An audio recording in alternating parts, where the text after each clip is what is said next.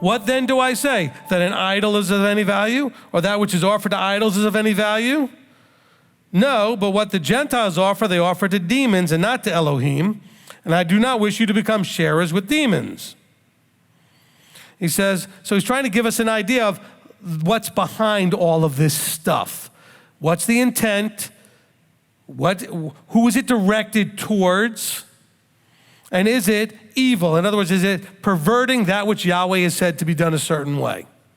And those things that only should be done towards him if we're doing them towards anything else.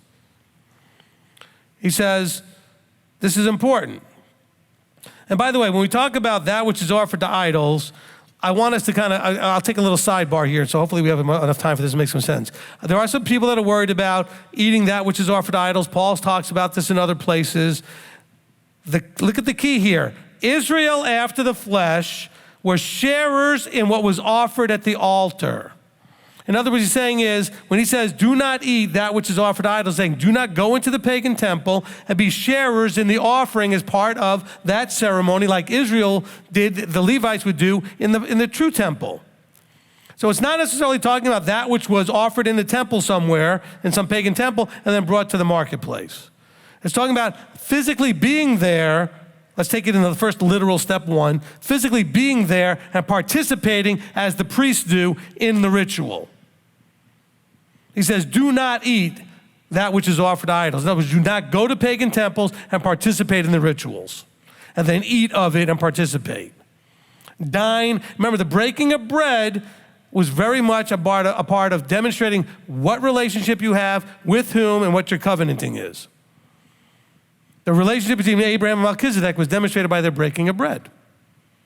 Yeshua with his disciples demonstrated his relationship with them by the breaking of bread.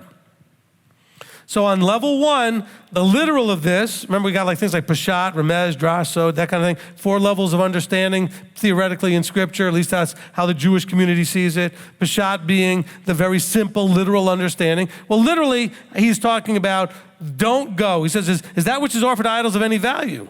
No, in other words, there were those who would go in a pagan temple, offer it to idols, and think they were getting some value, power, or blessing by participating in eating that offering there in the temple. Okay? So let's understand. It says, no, what the Gentiles are doing, they're offering to demons. It's not really the true Elohim, and it's not Elohim. They're not doing it to Elohim, and I do not wish you to become sharers with demons. See, this is all happening in those temples. Now, level 2. A lot of that stuff, because it was way more than they could eat, ended up in the marketplace. So then the whole point was, what do we do with that?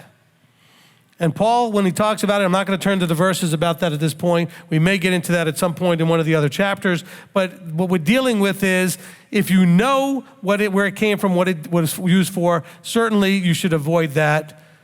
But the point was not to cause a stir by going and asking everybody, where did this come from? What was it used for? Because if you eat it and it was offered to a pagan deity, it is not the same as offerings to idols. That was something you had to do in the temple. Once it came to the marketplace, it was just food, if it was food. Understand this, because a lot of people are freaked out about the halal stuff. The halal stuff is not being offered to idols. It's being prayed over by pagan people.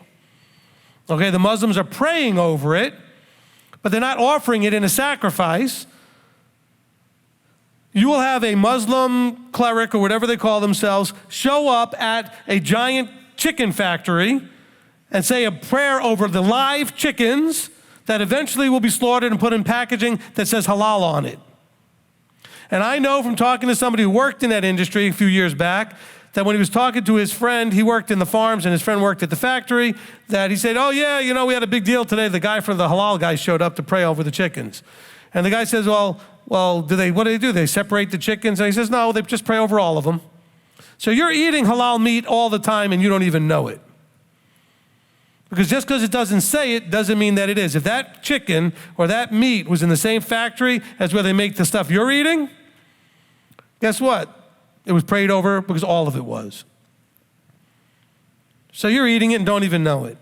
And it doesn't matter. Why? Because it's not the same. See, again, this revelation came to me the other day. What does it literally mean to eat that which is offered to idols? Paul teaches us right here. He says, when Israel in their flesh were in the temple, did they not eat of that food after it was slaughtered and offered to Yahweh? Yes, they did. Some of it was only for the Kohanim, the high priest. Some of it was for all the Levites and their families. Some of it was for the person who brought it and the Levites. But they were eating it there. Once it left the temple and was being offered out there, it was no longer that ritual, that thing. And it wasn't being sold as, this is special meat. It was offered to Yahweh in the temple. It was just beef, lamb, chicken, whatever, okay?